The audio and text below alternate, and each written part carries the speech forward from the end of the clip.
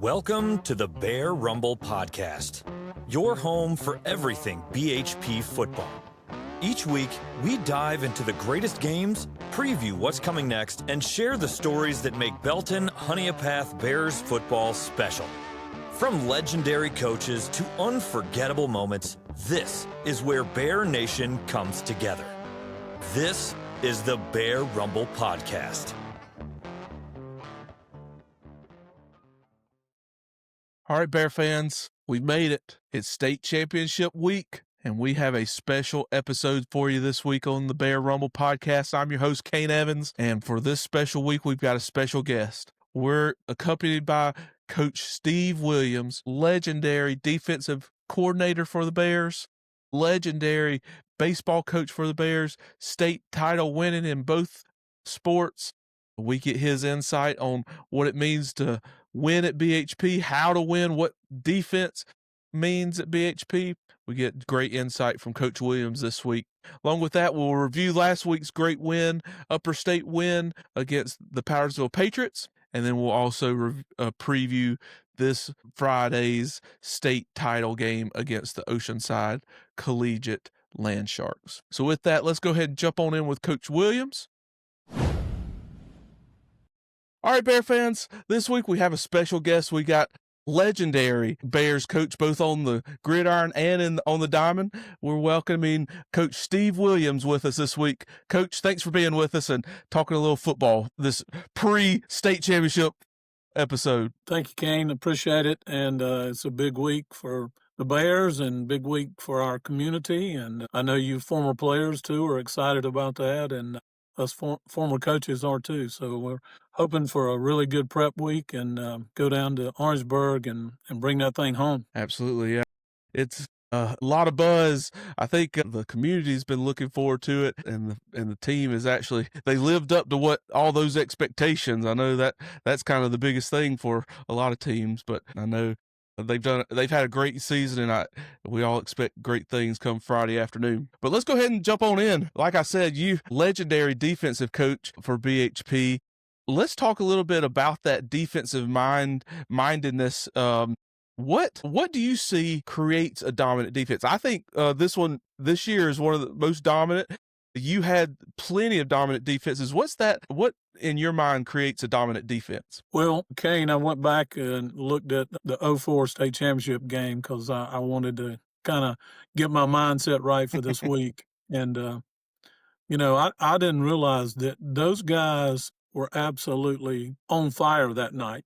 And they did not, Dillon didn't get a first down in the first half. They had 8 yards of offense. That's how dominant we were. And I'm going, this group is good this year, but that group right there, I mean, when you can shut somebody down like that in a half of football, that was special. But it takes special players.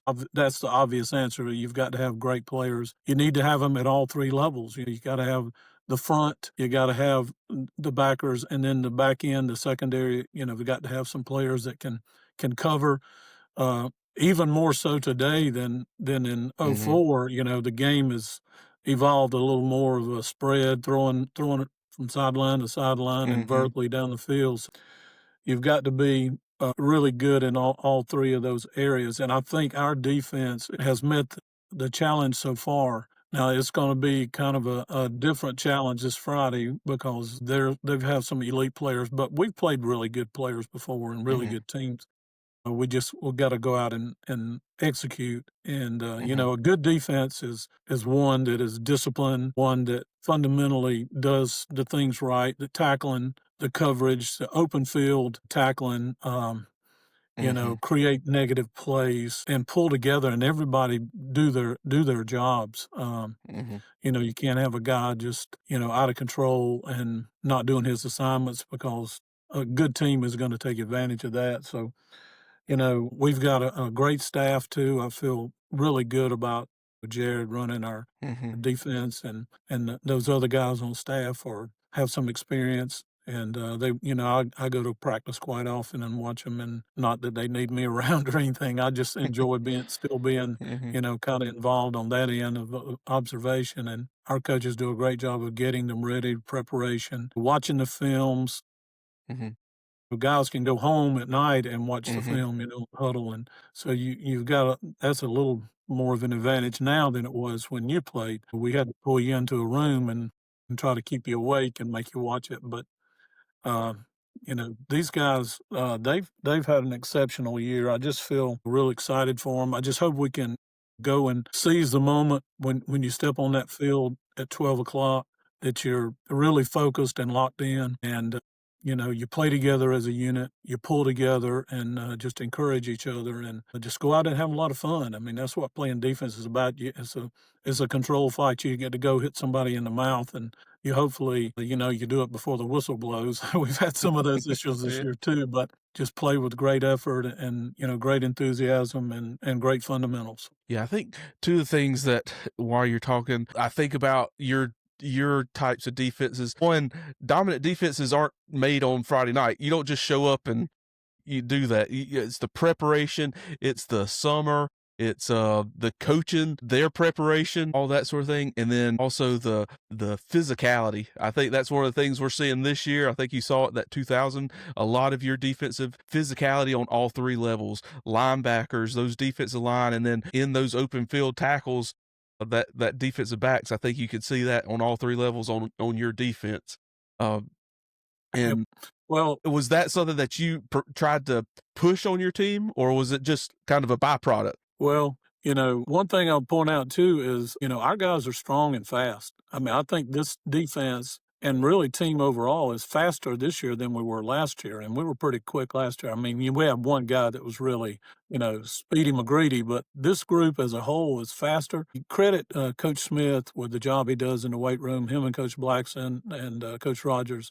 I mean, the weight room is an excellent facility. They get in there and they're in there, and they're pushing these guys really to be as strong and as fast, not just strength, but speed development and quickness and agility. And all those come to play. And I think it's shown in this defense this year. But, our guys, I mean, we had some strong dudes out there playing in '04 and some physical guys, some guys that could run. So all those things come together on a Friday evening, or in this case, Friday at noon. You put in the time, you've put in the work, you practice during the week, and you get the reps. You listen to your coaches, so you understand, the formations, what they try to do, how they try to attack you, and you set your defense. Down and distance is so important. You want to prep for the Mhm. third and shorts and the third and longs and your goal line package and all that stuff. You want to be ready to go.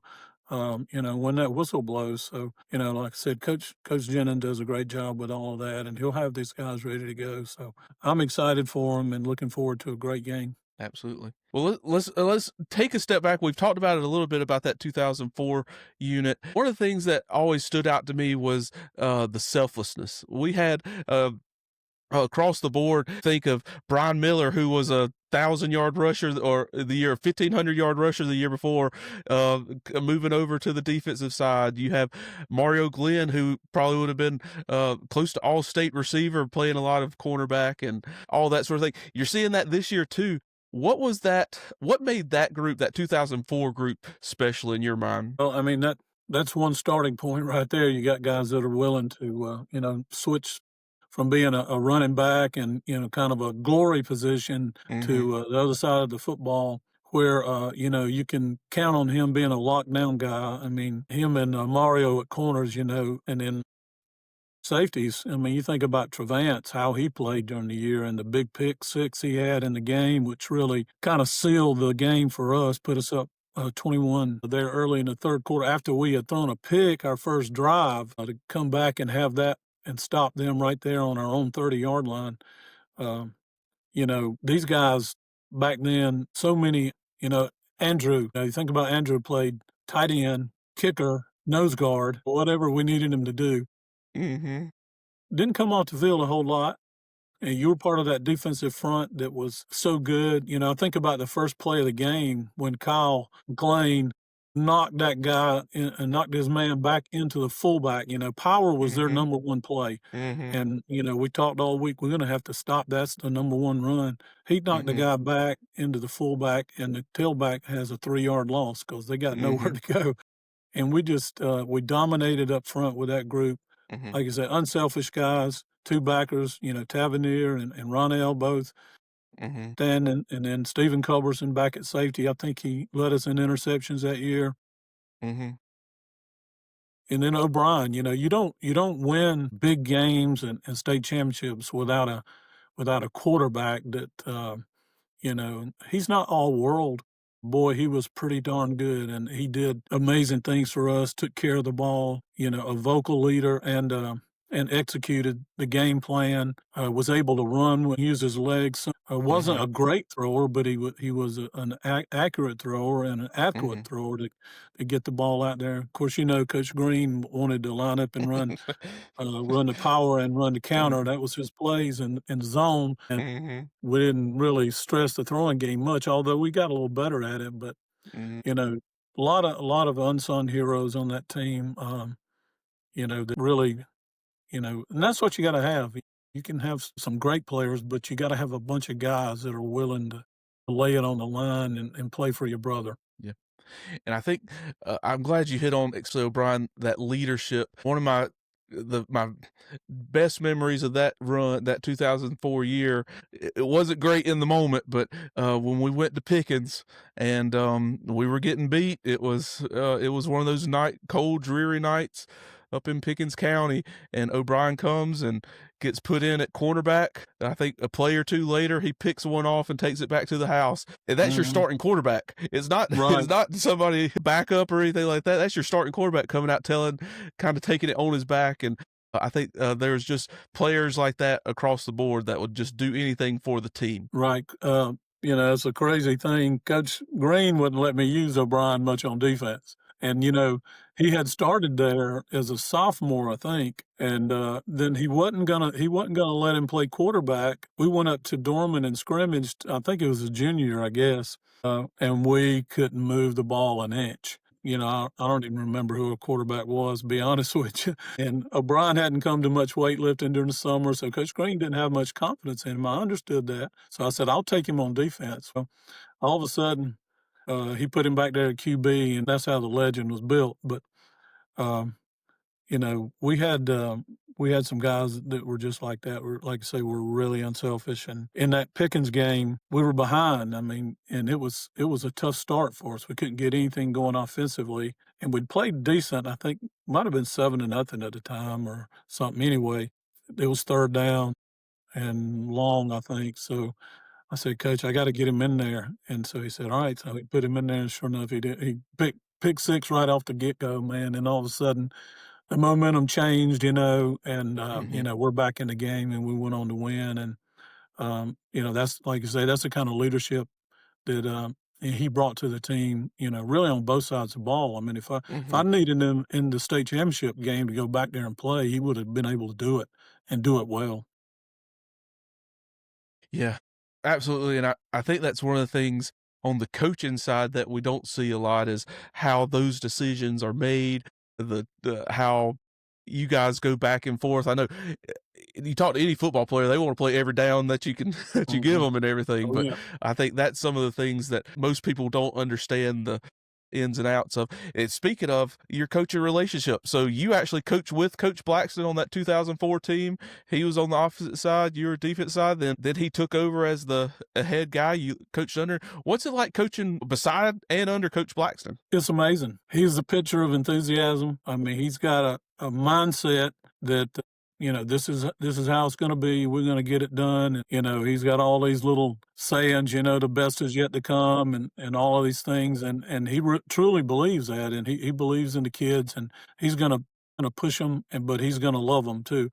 And we've when we go against each other, sometimes he's on the offensive side and I was on the defensive side. We always had this little thing he called "Dirty Show," and I don't know if you knew what that was or not, but we'd line up the best on best, Mhm. Monday, and we'd go 4 or 5 or 6 plays, best on best, and it'd either be 1st and 10 or it might be 3rd and short. We'd do a situational type thing, and we'd have a winner and we'd have a loser. And it was a battle. It was best on best, and take them to the ground and hit them in the mouth and all of that stuff. Pick six, let's take it to the house, whatever it be, and we go at it. And the coaches, we're pulling for our side. offense and defense for defense, and it was just to create the competitiveness and the Mm-hmm. toughness. And you don't want to do that every day, and you don't want to do 30 Mm-hmm. plays of it. But you go 4, 5, or 6 plays, and we knew when to back off. And coach coach's mindset really is what he's trying to set for. And this is how we play, and this is how we're going to practice this week. Although we're going to take care of our guys. Yeah, absolutely. I think sometimes, especially an offensive guy taking over, sometimes that offense gets a little more focused, or that offensive mind of sometimes maybe more of a finesse, but his mindset, offensive line coach at the very heart of it, brings that physicality. And I think that maybe as a defensive coach, that's what you want as well. You want that physicality throughout the whole system. And I think that may have helped throughout the years of being able to really instill that across the board, not just on one side or the other. Well, yeah. He believes in the physical offense, and that certainly helps us because you don't want to go out there on Friday and you've been playing tag all week and you've been playing 7-on-7 all summer, and you go out there and you listen to the first 3 or 4 plays and you don't even hear a pad pop. We want to be able to smack people around a little bit, and that's an attitude. It's a mindset, and you get that from practicing that way. And I don't know how other teams do it. I've heard some teams that don't do much contact at all, and I don't know how you line up on Friday after not doing some of that during the week and teaching that. And Coach Blackson, I mean, he's big on that. He wants to be physical on offense, and in this day and age, that's really kind of unusual because we play some teams that they don't know how to handle it. And we block down and kick out, and we run that buck sweep, man, and we run that counter, and our guys understand that. And, our running backs do too, and our quarterbacks, they understand we're not going to throw the ball 30 times, and our wide receivers understand that this is who we are, and that has developed over the years. And Coach Blackson's been really solid in preaching that to our guys, and they bought into it, which is the key. Yeah, I think that's one of the things, just like a super special offense or a unique defense, sometimes teams don't have the players to be able to practice, to get a good look at that on practice. I think that's something that BHP does so well. They will take a team to the depths of physicality that they cannot practice for, they cannot get ready for during the week, and I think that's showing on these Friday nights as we see the Bears play. Let's talk about one of your players. You actually coached Jared Jennings, the current defensive coordinator, and then coached with him when he came on staff. Talk to me about Jared and what you see in him as a defense coordinator. Well, he's a Jennings, and we know about the Jennings, man. They're tough kids. We've had a bunch of them come through, and Jared was no exception. We watched him in middle school, and we said, well, this guy's going to be a good player for us.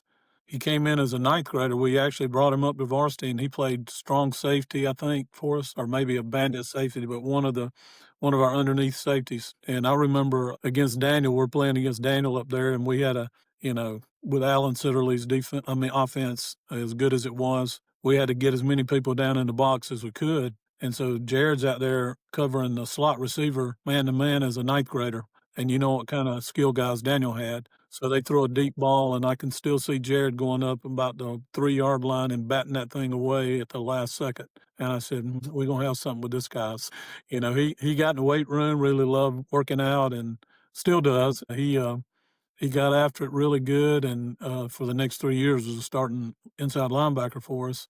Really was a vocal leader and was a leader by example. I mean, I think he still holds some records as far as tackling and everything. Just had a nose for the football. Was really a coach on the field, get guys lined up and understood the formations and how to attack certain plays and stuff. And he's carried that over with him to his coaching. I think he does a great job of prep and getting after the guys and getting them to play at a high level. And that's the kind of player he was, and that's what he expects out of his guys out there on defense too. Was he ever as animated as he is? Sometimes he'd get there on those sidelines. Yeah, not early on, but by the time he got to be a senior, he was that vocal guy and pretty animated. And he expected his teammates to do their job and to play at the high level that he was playing at. And most of the time, he got a pretty good response. I'm real proud of him and excited for the job that he has done and that he's going to do continued here at BHP, hopefully. Yeah, absolutely. All right, let's turn back to let's look at this year's team. You've seen a lot of this team playing. Let's talk about first off, they're putting up some historical numbers, and in a day and age where points seems to be a little easier to get, they're shutting down offenses like some of those defenses you had. Talk to me about what makes this current season's defense so special. Yeah, well, one thing is, like I said, they're good at all three levels, I think. The defensive front, those two big guys inside, I mean, they're incredible. They're big guys. I mean, they're not big, tall guys, but they got some weight on them and some strength, but they can run and they're quick. And, it kind of starts there. And then the two ends are both really good players, athletic players, can rush the quarterback and can contain the edge there. So it starts right there. And, the game is still a line of scrimmage game. Even though people, throw it around and do all these spread formations, it's still a line of scrimmage. I mean, I think we know that from watching Carolina. If they can't block for a North Sellers, then he's not very good if you're laying on your back. But those guys have done a great job. And then, like I said, the second level, I mean, you think about Jakari Anderson, what a year he's had with, just real timely picks and pick sixes and, just getting in the backfield and tackles for loss and running people down. And what a emotional leader I think he is for the team. And then the back end with Tajay, I mean, what an exceptional corner he is. And he's played a little bit of safety too, but kid is really smart, but so athletic and great hands and instincts, I think, too. But the other guys, KJ, I mean, those guys are having exceptional years, and that's what it's going to take finishing up. Getting this job done is you got to play good at all three levels and create some negative plays. And then when it's that time that you got to make a play, third down or a goal line situation, or you got to have a stop, you got to make that play and give your team a chance, give the offense a chance to get back on the field. It's all about keeping them out of the end zone. And people used to ask me about, what are you trying to do on defense? I said, keep them from scoring.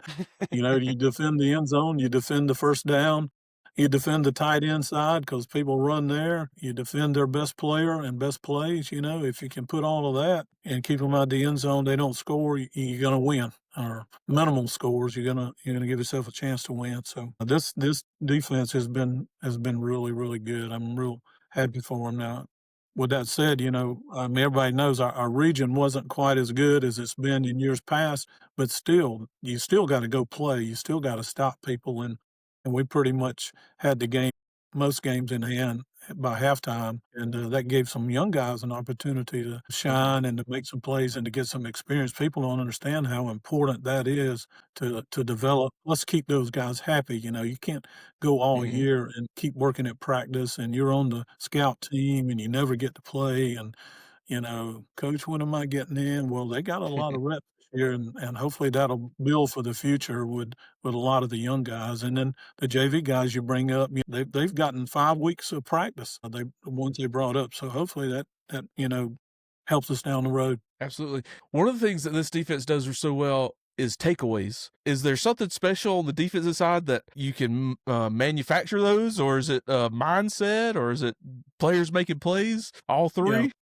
Yeah, it's all of that, and you practice that. You have drills and of stripping and scooping and scoring and getting guys to the ball, and this guy tackles him and the next guy comes in and tries to rip the ball out. You do all of that, but also it's about being disciplined and being in the right position to make those plays. I mean, if you blow a coverage, you're not going to get a pick for sure.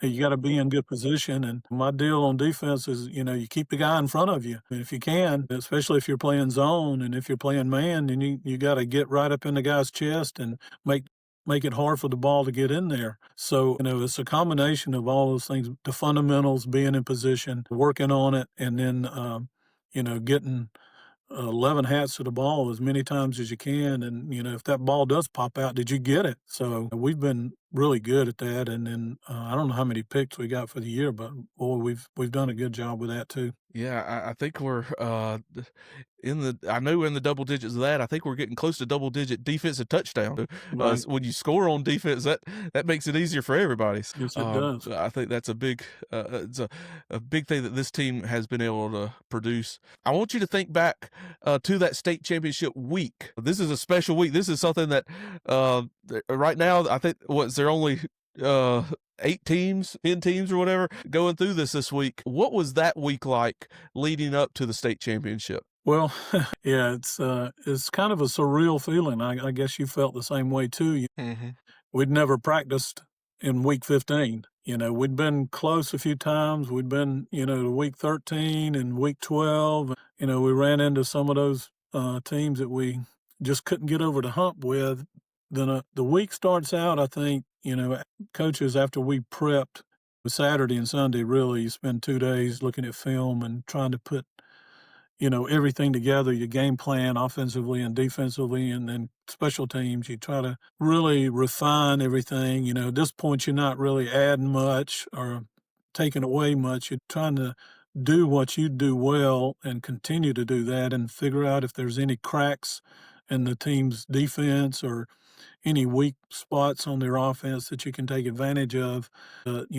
Monday you go out and I mean, the guys, this time of year you're probably a little bit tired and beat up, but you don't see that because there's enthusiasm and there's adrenaline, and you're just thinking about, getting those lights on Friday night, and a little extra bounce in your step. I know mine, even though as old as I was, I felt like I had a little more energy and ready to go. And as the week progressed, it was got more exciting and more exciting. And we went down and practiced at Carolina, although Mm-hmm. we didn't get on the game field. We were out there on the practice field, and that was kind of neat. And then the game night, I tell you what, we went down to Ridgeview and had our pregame Mm-hmm. meal and all that, and got taped up and got ready to go. When we drove around on 77 and I saw those lights at Williams Bryce, boy, I couldn't stay in my seat.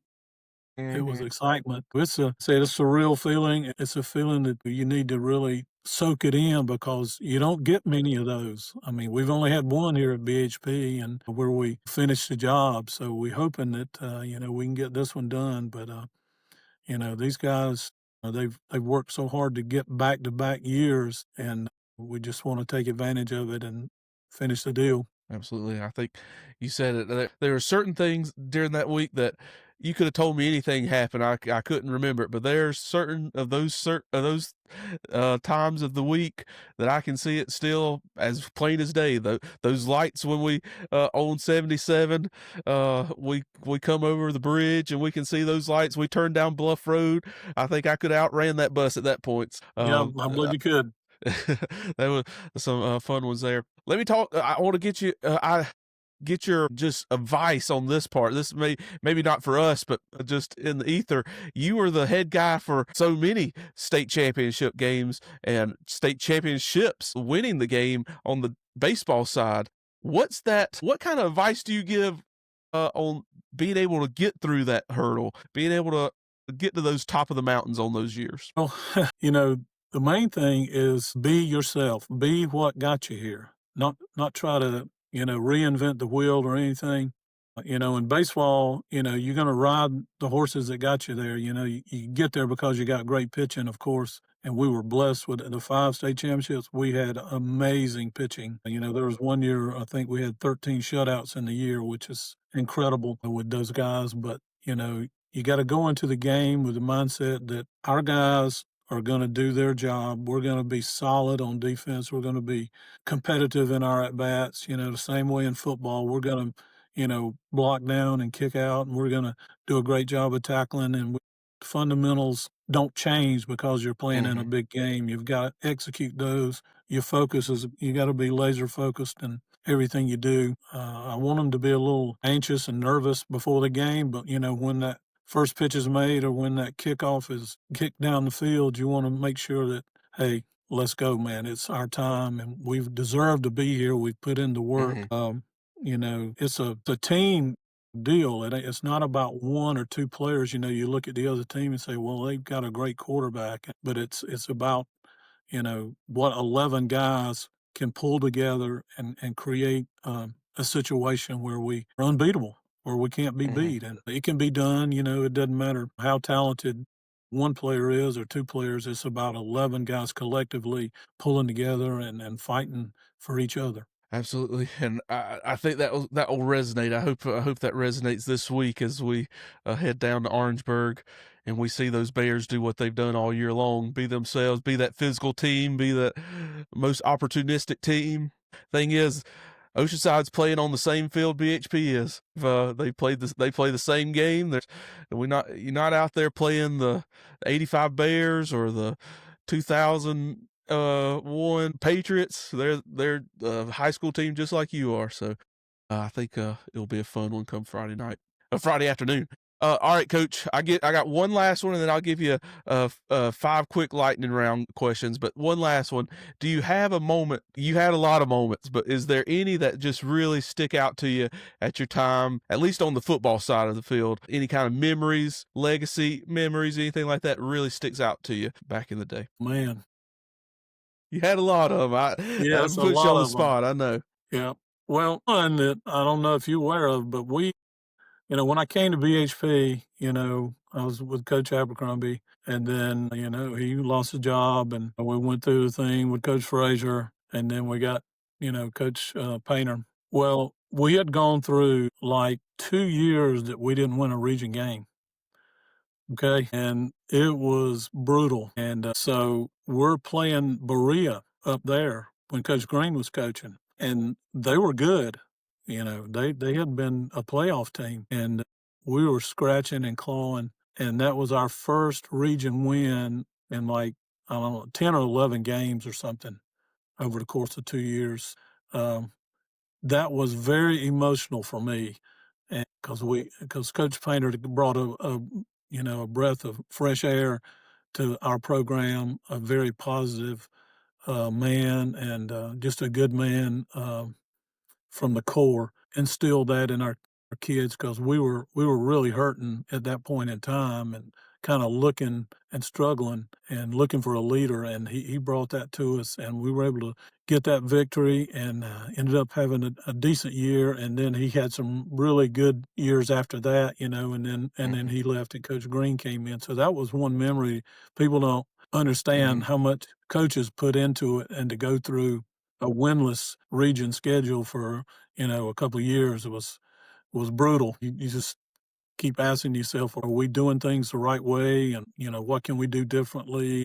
That kind of thing. But anyway, and then of course, the state championships in baseball, I mean, we won back to back in 1991. I Mm-hmm. mean,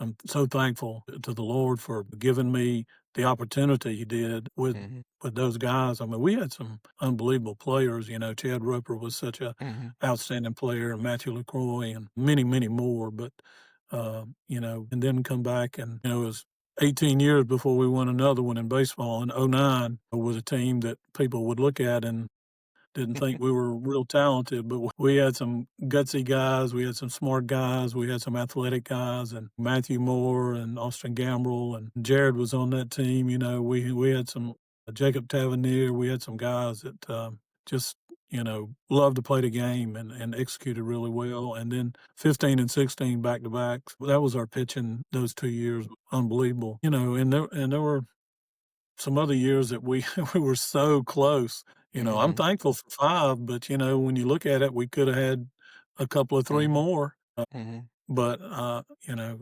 I'm grateful. I don't wanna sound ungrateful because I'm very grateful for those 5. But then in the football year, with that special team, the year before, we had been pretty good and, was real close, and we ran into that, I believe it's Union, I think, Mm-hmm. beat us, a couple of years in a row there. I mean, I know there was that one 36-35 game we lost, Mm-hmm. and they went for 2, and we thought the Mm-hmm. guy was out of bounds when he caught it, and they gave it to him and just broke our hearts.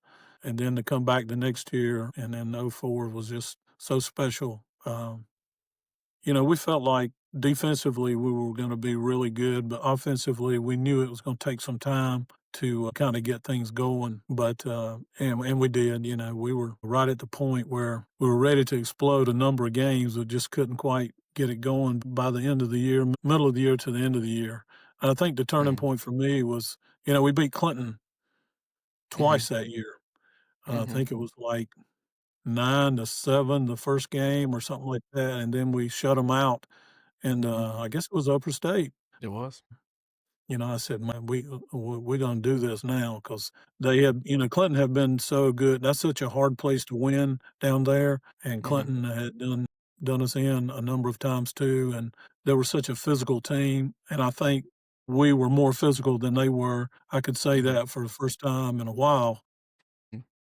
and that goes back to, Coach Green and Coach Blackson both with Mhm. the physicality aspect that they pushed on the kids and to go out there and execute that, and then to finish the deal in the state championship with Dillon to the team that had just run through their schedule and without Mhm. any problem. And they were a pretty confident bunch. I Mhm. remember on the field there before the game when we're warming up on the practice fields, and they were talking junk and laughing at us and their fans when we came in the Mhm. stadium, making fun of us and laughing and talking about how bad they were going to whip us. And it didn't take Mhm. but about 1 or 2 plays, and I think they saw that the Bears were for real. Yep, absolutely. Coach, I wanted I like to give one memory. One of my it might not be my fondest memory, but one of my clearest memories of that night, we were out practicing on the it's pregame. We were like we already practiced on the practice field. We are coming out, doing our warm-ups and everything. And I may have been a little superstitious back then,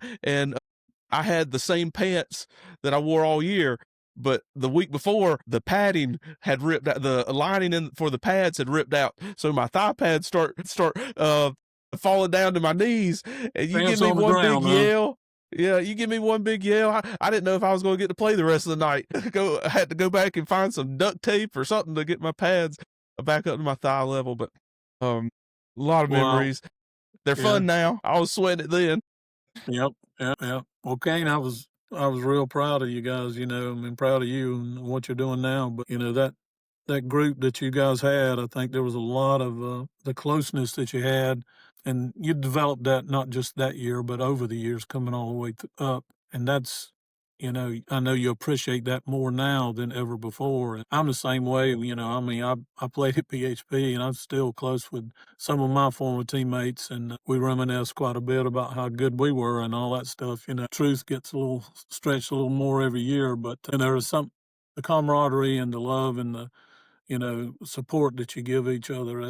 That's probably almost as important as winning the game because you live those moments over and over. Yeah, absolutely. You're exactly right. I remember all those off the field moments almost as more or a sideline moments than I actually do a lot of the gameplay. So you're exactly right. All right, Coach, I got 5 quick ones. You don't have to think too hard about this one, and I'll let you get out of here. All right, Coach. Was there a type of offense or offense in general that gave you or your defenses the most trouble? Well, I got to thinking about that, and there was more than one. And, the thing about it, Kane, is when you play teams that have good offensive or good offensive players or good offensive schemes and good offensive coaches, it helps you as a defensive coach to kind of figure your, philosophy, scheme, technique, blitz package, whatever, alignment, whatever you want to call it. It helps you to develop that and understand how we're going about to beat these guys. And the first comes to mind was Alan Sitterly at Daniel with his offense. They would get their hand in the ground and their butts up in the air and they're coming off and they're running that. They run 3 types of veer offense. They run the midline, they run the inside veer, they run the outside veer, and then they'd run the quick pitch and the draw. That was their offense. But I'm telling you, they were so good at it, and you know this, they were so good at it that he'd just get the ball and keep it, boom, and he'd mix in a few passes here. But we learned how to defend that by playing them, year after year, and then he'd come up with a wrinkle or two, but still, that's what he was going to do. It just made me a better coach, and all of our coaches a better coaches to be, facing that all the time. And then, we had, I think about Wren with Kelly Bryant and Mhm. Mhm. the spread offense plus a quarterback that's 230 pounds that can really run, and you gotta Mhm. defend both because he can throw it out there. So, you had to develop an understanding of how you can defend both because they'll let you line up, and then they're gonna call their play. Whether you got Mhm. 5 in the box or 6 in the box is gonna determine what they do, and it's amazing to look back at how good he was, Yeah.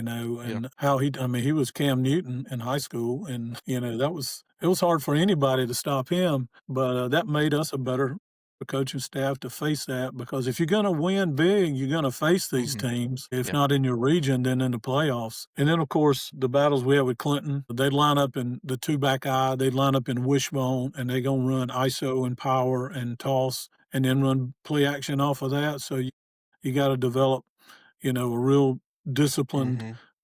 defensive front that's got 6 and 7 in the box and maybe 8, and then be able to cover those, tight ends coming out and those backs coming Mhm. out on the boot pass and the waggle pass and all of that stuff that they do. And then, of course, I know I'm rattling on, but uh, the Union games that we always played them, and they were so good at what they did. They were a spread team, but they used a tight end a lot.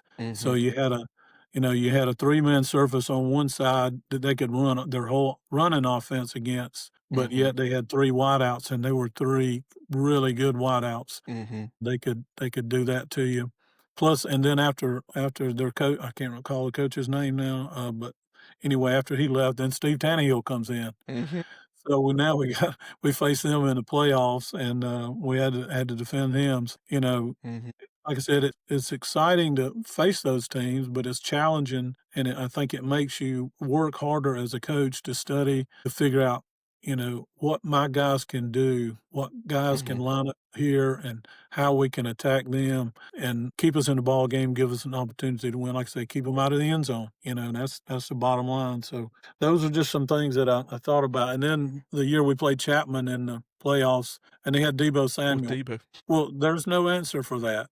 We don't have anybody that can cover him. The guy's in the NFL running past people, and so, we're trying to single him, and put some pressure on the quarterback. Well, he was so good at scrambling and getting out of there or getting the ball out quick that we couldn't, Mhm. couldn't get to him and couldn't cover him. So then we tried to zone and try to double him a little bit underneath and over the top, and he would find the seam or the creases in there. So the those are things you learn as a coach that sometimes you just gotta take your losses and try to, just learn from it and be better the next time. Yeah, there's a limit to what scheme can do. I remember going up to South Point a couple times, they had that quarterback. I think their best play was to let him drop 30 Yeah, yards in the absolutely. backfield and Yeah. just run around for a while. Yeah, I could have But put South yeah, Point in there too 'cause athlete-wise, those guys, they were off the charts. yeah, absolutely. All right, coach, you got a favorite pre or post game meal? Well, I'm a meat and potato guy, so, I like the old hamburger steak and baked potato. Yeah. I'm sure you ate that quite a few times. Those As steamed the French fries? Yeah, yeah, as the years went on, though, I didn't do a lot of pregame stuff. I do Mhm. postgame meal because if I eat lunch, I didn't wanna eat at 3:30 again, and I'd be kinda heavy on the sideline. I'm heavy anyway, but, that made it a little bit, intolerable to be over there with a full belly and trying to coach, especially in Yep, August and early September, but I'm a meat and potato guy, so that's me. there we go. All right, which one fires you up more? In an ending double play, you turn on the diamond, or a 4th and 1 stop? Put me on the spot, man. There's an equals mark in there between those 2, Yeah. I love 4th down stops, I love goal line stops. Mhm. Emotionally, it's just a momentum changer, it's just a game changer a lot of Mhm. times, and then in the same way, pitcher's best friend is a double play, it'll get you out of a jam, and you get 2 outs with 1 ball, and it's momentum too, in baseball, people don't understand it, it's momentum also, and, um, you know, it gives you an opportunity to get off the field in a hurry. Yep, absolutely. All right, think about back in while you're coaching, was there a toughest environment you had to coach in, either baseball or football? I think Clinton was about the toughest place that we ever had to play. I mean, one reason is they're usually really, really good. You're gonna be in a battle. But secondly, we never got a call down there. I mean, I don't wanna complain about officials or nothing, but we went down there some years and, I mean, there was some really strange things that happened in the game and really tight games, and it could have made the difference, I thought, for us. But that's part of it. You live and breathe that. But it's a hard place to win down there, and mainly because they're a good team. And of course, Daniel was always tough to beat up there. I don't think Clinton was kind of a threatening environment. It seemed like to me the fans were right there on you. They didn't have a Mm, track around the stadium or nothing, and they were like right on you. And it was always a packed place. But Daniel it was always hard to win, whether we're home or away with them. So those two places, I think, in football. Baseball, I don't know. I don't want to brag, but we won pretty much everywhere. Seneca's a hard place to win. The dimensions are a little bit strange. They got a lot of foul territory up there. Uh, that was hard to win. At Eastside, but Eastside beat us in the Upper State one year, and we had a ball that bounced kind of funny on us, and those kind of things happen on the road, and mm, we had to beat them 2 games. We beat them the first game, and then it was strange. We had bases loaded and no outs, and we're down by 2, and we needed to score, and it just didn't happen. mm. Yep. But, that's the small park up there, so you never have a safe lead. Those things you think about Mhm, as a mm, coach, and when you playing on the road, they get last crack at you, so you want to get as much of a lead as you can, but mhm. nothing's never safe in a small park. Absolutely. I'm glad you said Clinton. It always felt like it was a muddy field. And somehow Yeah. them wanting to I run the think they ball, they ran the wanted sprinklers down there before we came. absolutely. It was always a muddy mess when we went there to play. All right, last one, Coach. You got one word that describes BHP defense over the years. I hope it's physical. I hope There you go. that when people play us and they walk off and then they're black and blue and they got a bloody nose here and there and they shake our hand and say, "Man, y'all just whipped us physically." And I think that's something you can take pride in because that's the way you prep and that's the way you want to play. And I think this group this year is the same way. I think they're physical and they get after it. So hopefully that'll come in play on Friday. Absolutely. I think it will. Coach Williams, thank you so much for being here with us. This has been great. Your legacy here at BHP speaks for itself. Everything you've done on both the football and baseball side will stand the test of time. Just looking back at the time where I got to play under you, there's so many memories that I have. I'm not going to talk about Coach Anderson yelling at me. I'm going to think about all the great times we had with you. But no, but thank you again. Thanks for being here. This is great insight, and we look forward to seeing you hopefully Friday afternoon. We'll be there, rain or shine. Okay. Absolutely. Thanks, Kane. All right, Coach, before I let you go, I got to get your best. How about them Bears? How about them Bears? There we go. They getting better each week. Thanks, Coach Williams. All right, thanks. All right, Bear fans, let's talk about last Friday's Upper State Championship game against Powdersville. BHP coming in after a very huge, very emotional game against Woodruff, where BHP beat Woodruff 34-3. And into that, coming out of that game, BHP looked to travel to Powdersville. Anderson County foe had to not as far of a trip this week, but still on the road to Powdersville. Powdersville coming into the game with a win over MVP, both teams looking to get the win to get to the state title game. Friday night, it turned out to be a really great game for the Bears. Game time, it was close to freezing, so it was dipping down. It was finally feeling like championship football weather, where temperatures were falling. The crowd was huge, especially on the BHP side, as we expect week in and week out. But the Bears filled up the away stands and just really was able to feed into that team a lot of energy. The Bears would open the game with a lot of energy, as they do most games. Powdersville would receive the opening kickoff, and this BHP defense got to start on the field and did exactly what they have done all season long. Powdersville opened with a 3-and-out. They had 3 passes and only 1 completion for 3 yards, so Powdersville ended up having to punt after 3 plays. BHP would take it and would march 62 yards on 12 plays for a touchdown. The BHP putting one of those quintessential BHP methodical drives together to start the game, showing that physicality, starting a game off on that note and just starting the game coming together exactly how the Bears had hoped. After the touchdown, the Bears would come back on defense on the very first play after Powdersville would return the ball. Powdersville would throw an interception. KJ Miles sticking to his man and jumping in front of a pass and would actually intercept the ball. BHP would take over deep into Patriot territory, looking to maybe put this game out of reach early. Although BHP wasn't able to do that, BHP actually went backwards on a couple penalties and was forced to punt. Powdersville would take over, and this BHP defense doing just again exactly what they've done all year, forcing another 3 and out, where Powdersville actually lost 3 yards on the drives.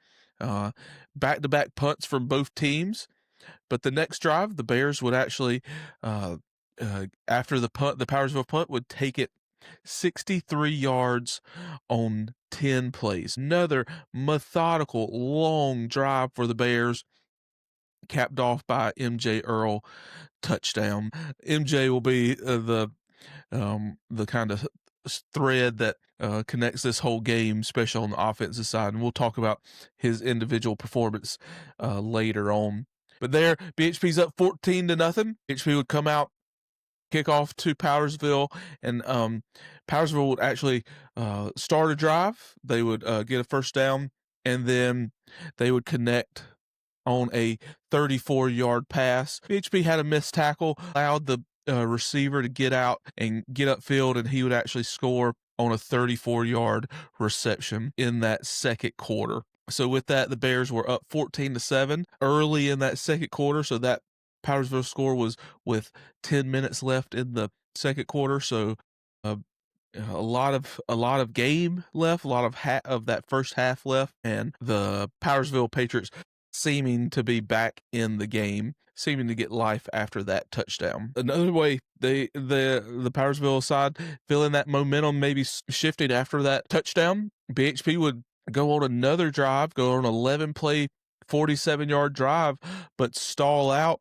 and actually turn over on fourth down. They'd go for it on fourth down and not make it, and would have to turn the ball over on downs. Then in the ensuing drive for Powdersville, BHP would pick off another Keegan Reed pass and set the Bears up in good field position. And after that second turnover of the night, the Bears would capitalize.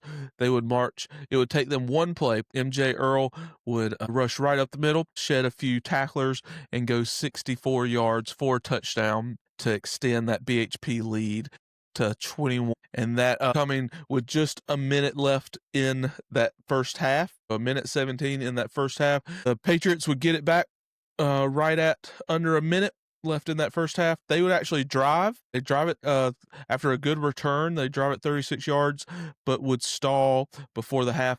One reason the stall, their quarterback Keegan Reed would scramble, and he would go for looking to gain a first down, and the Bear defense would hit him pretty hard, and he would be actually knocked out of the game, looking like a leg injury. And we hate to see that, but that's how that first half ended, with BHP winning 21-7 at halftime.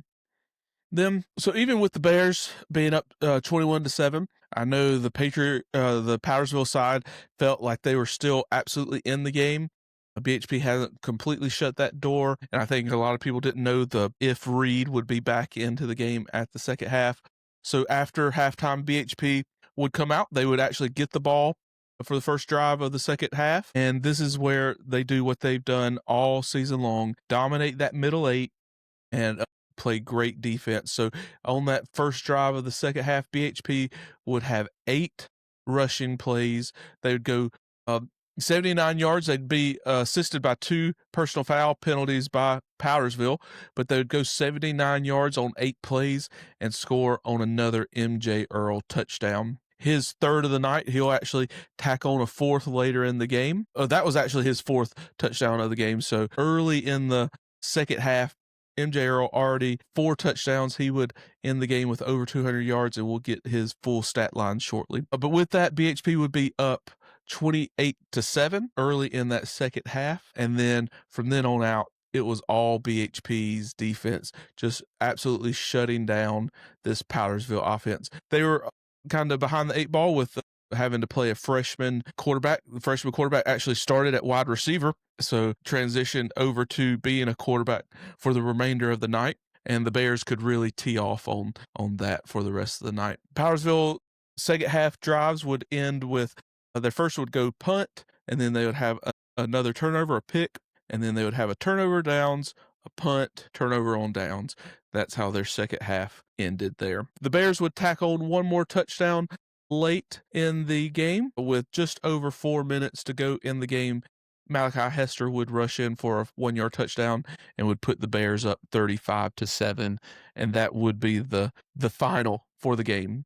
The Bears would win their second straight upper state championship. BHP on the night, they would go up to 14-0 on the season, an undefeated season, as they march through the upper state playoffs. For the night, BHP, let's go through these stats and we'll kind of this gives a great overview of how BHP got the win. BHP had 20 first downs in that game against Powdersville, 75 total yards on 63 plays, 360 rushing yards, 15 passing yards. So this is one that I know a lot of people kind of scoff at, but the Bears were penalized 12 times for 131 yards. They did have the one turnover.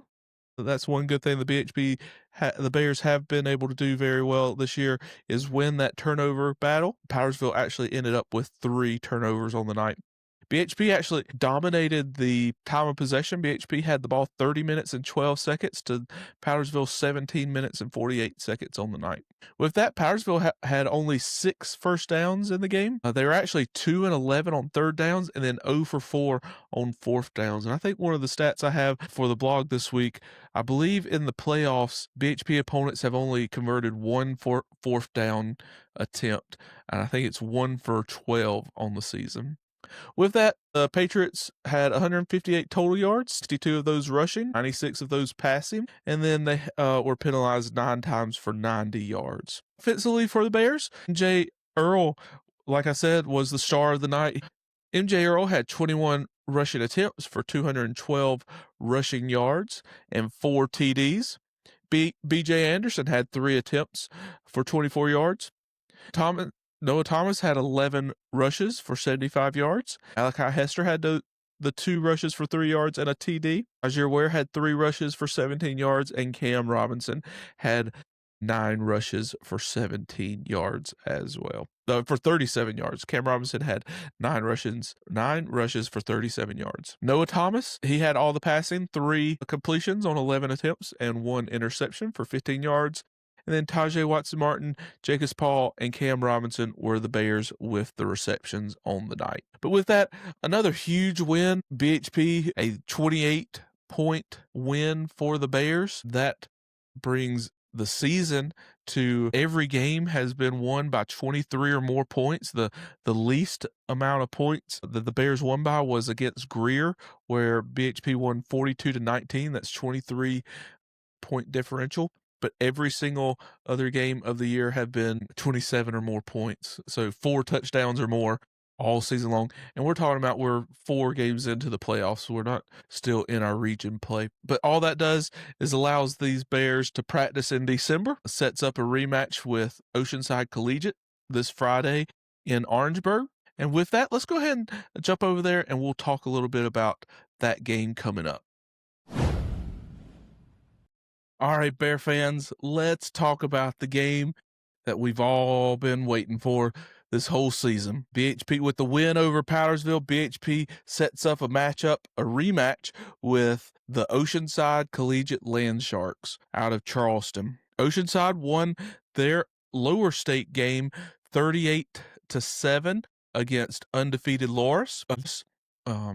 Came to Charleston. Oceanside Collegiate had home field advantage all the way through, and Oceanside Collegiate, just as BHP did, dominated the Loris Lions in their lower state title game, just as the Bears did to Powdersville in their upper state title.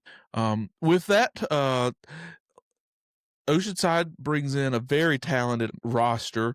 You all know their junior quarterback, Aiden Manavian. He's the top passer in PA, one of the top passers in all classifications. Along with him, the Landsharks have four players who will be playing in all-star games after the season. Sawyer Arnold, a defensive lineman, is in the North-South game. He's actually the number 26 ranked recruit in South Carolina on 247 Sports. He has committed to App State, so he's a big-time player, big-time recruit for Oceanside.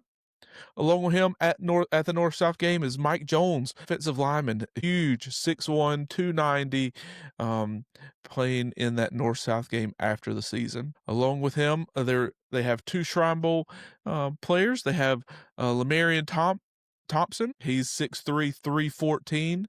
And then Terrence Johnson, wide receiver, 6'2", 210.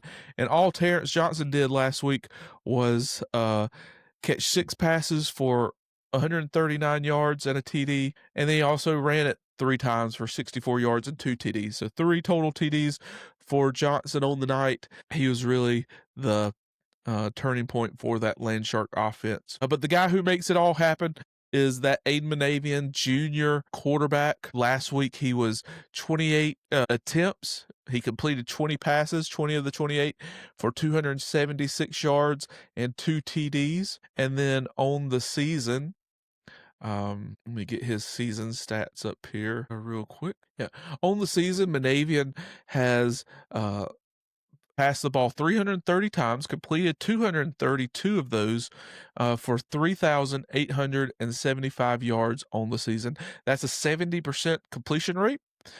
He's averaging 276 yards per game.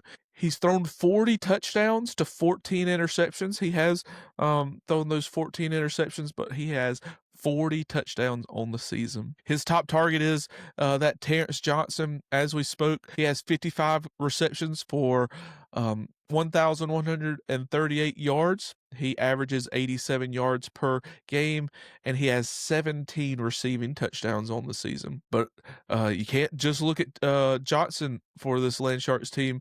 Anthony Williams, number 2 for the Landsharks, another junior, has 59 receptions for 995 yards on the season with 11 TDs. But with that, the Landsharks have 6 different receivers with over 200 yards. 5 of those receivers have over 400 yards on the seasons. They have Tyler Gardner, who has 570 yards, Cooper Webb, who has 494 yards, Ethan Ragnew, who has 441 yards, and then the starting running back, Zakai Muncie, has 251 yards receiving on the season. Then out of the backfield, can't just keep your eyes in the passing game. Zakai Muncie also has over 1,100 yards rushing on the season. He has 158 carries. He has 4 games with where he goes over 100 yards in the game, and then he has 12 touchdowns on the season. So this offense is so well balanced, or they have athletes everywhere. I wouldn't say it's quite balanced. They want to throw the ball as much as they can, but can hurt you in every way. Manavian is just absolutely, in my personal opinion, the best quarterback in the state. I know there may be some more athletic quarterbacks, maybe a couple with a few more yards, but what Manavian can do on the field, he can make every throw down the field, every part of the field. He's so adept at picking defenses apart, and it's just so hard. One, to practice the week to get a good view of what he can do, because your team's not going to have a player that can mimic that. But we saw it last year. He had a huge game for the Landsharks last year. Let's go look at what he did for Oceanside in the previous game. Last year in the state title against the Bears, Manavian had 21 completions on 26 attempts, 1 interception for 327 passing yards, 4 TDs. And just like I said, he is the straw that stirs the drink. He's the one that everything runs through, and he plays at the highest level of any player, definitely any quarterback that BHP has played against, maybe ever. in BHP's existence. With that, this is Monavian. Monavian's actually started from his freshman and has won a state title each of his first 2 years as starter with the Landsharks, looking to make it his 3 straight state titles. The first one being in a lower classification, but last year was their first time being in 3A, and they won that over the Bears. But Monavian just seems to be able to turn it on in these big games. Let's go and look at the Landsharks record, their schedule coming into the game. Oceanside plays one of the toughest non-region schedules. They're even scheduling teams outside of the state of South Carolina, but their first game of the year, they faced Irmo, who's actually in the state title in 5A Division II this weekend. They lost 35-28, lost by 7, only 7 to Irmo. Then they played Calvary Day out of Georgia, who's still in the Georgia State Finals. So Calvary Day's still playing this week. Oceanside lost 59-49, so a 10-point loss to Calvary Day. But then they turned around and beat Savannah Christian, one of the top private schools in the state of Georgia. Oceanside won 41-21 there. Then they hosted Ashley Ridge, one of the largest schools in the state, and beat Ashley Ridge 24-20. And then they beat Ashley Ridge 35-21. And then they face the next week, and this is the one everybody's talking about. Oceanside beat Dutch Fork, who will be playing for another state title this weekend. In 5A Division I, Oceanside beat them 24-20 early in the season. Then they took on Atlantic Collegiate Academy, and then they got into their region play against Hanahan, North Charleston, Battery Creek, Orangeburg, Wilkerson, and won all of those games very handedly. Then in the playoffs, they hosted Georgetown, winless Georgetown, and beat them 49-15. That 15 points was the most points that they allowed in the playoffs. So the next week they faced Marlboro County and won 24-7. 2 weeks ago they faced Dillon, and one of the most impressive victories of any classification this year's playoffs. Oceanside won 42-0. And then last week they hosted the Loris Lions and beat the Lions 38-7. And now they will face the Bears this Friday at noon, South Carolina State, for the state 3A title. I give you a lot of notes on that Oceanside team. They have players everywhere. We can't emphasize how talented they are, but I want to talk to us Bear fans for 1 second. There's going to be a lot of talk about private school, charter school, how great these players are, what these players have done. I want to tell you one thing. It's not about any of that, anything that's happened in the past. It's not about a charter school versus a public school. It's not about all-star players versus homegrown players or anything like that. It's all it's about this week is them big bad Bears coming down to Orangeburg to take on the Landsharks. It's us versus them.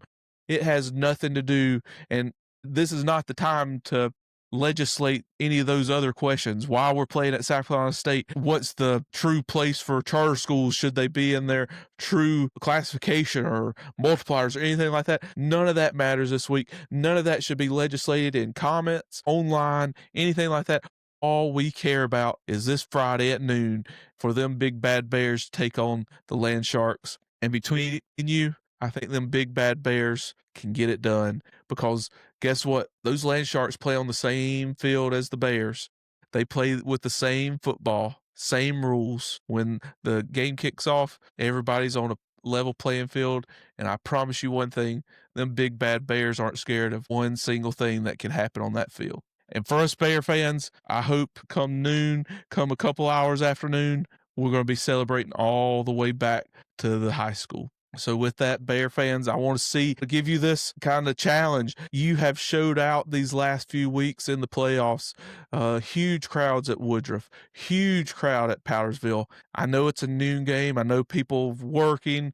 Tickets are kind of high. None of that matters. Please, I ask that you show up, be loud, make this a special trip for these Bears, and I truly believe they'll make it a special time for us Bear fans. But with that, let me leave you with these 5 quick stats to get you ready for the game, maybe things that to look out for come Friday. Maybe some of these could tell the tale once we get into the game.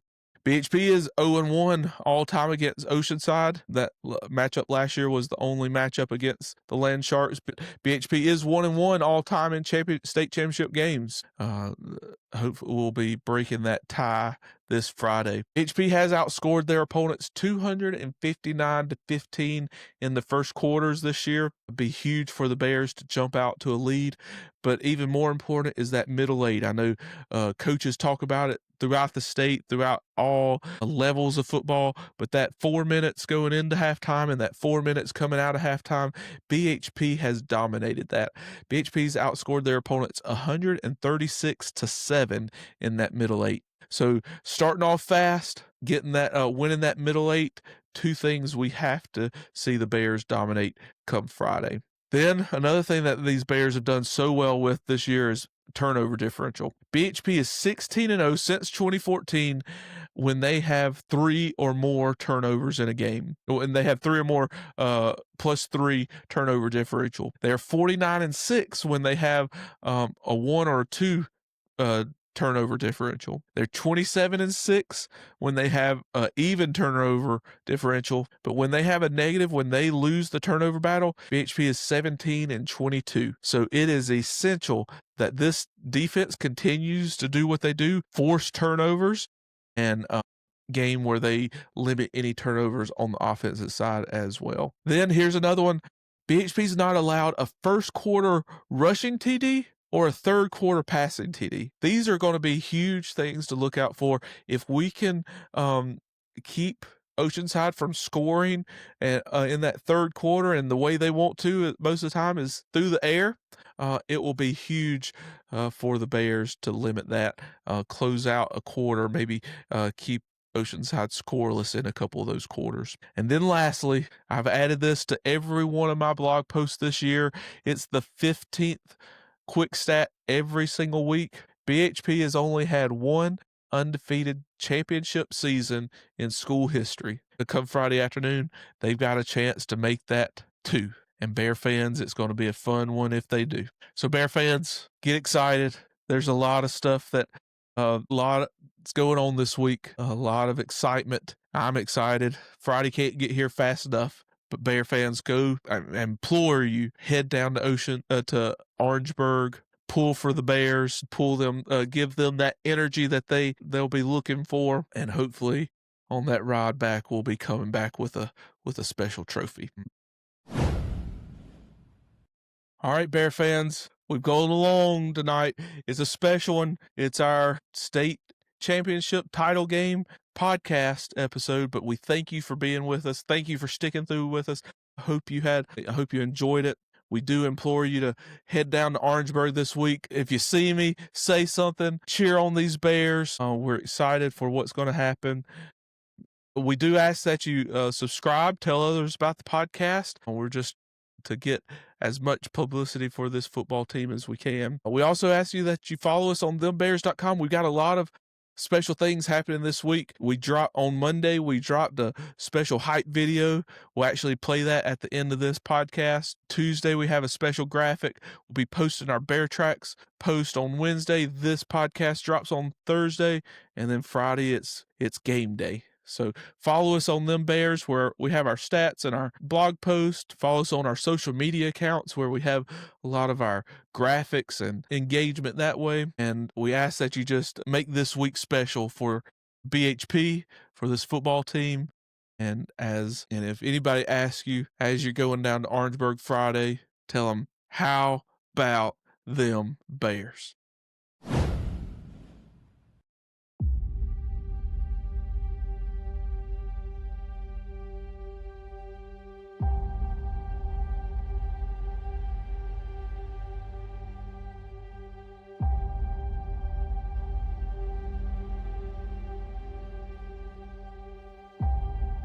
There's a feeling that runs through these back roads.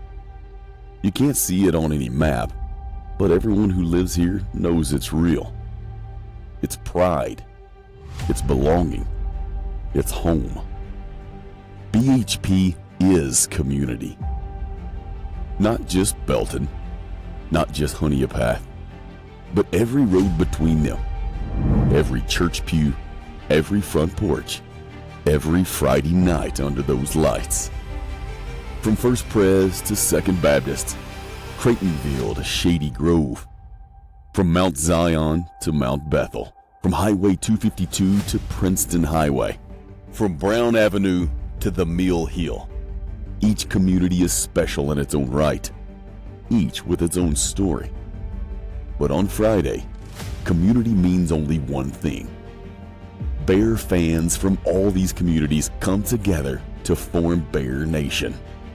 They come together to create one collective roar.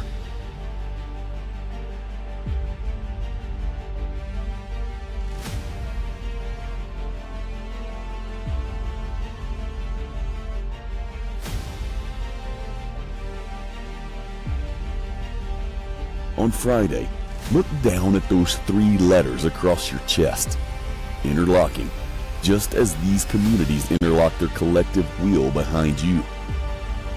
Those 3 letters aren't just stitched on fabric. They're woven into the fabric of this place. They carry the weight of everyone who's ever worn them, the dreams of everyone who will, the hope of every kid in those stands, the prayers of every parent, the pride of every neighbor.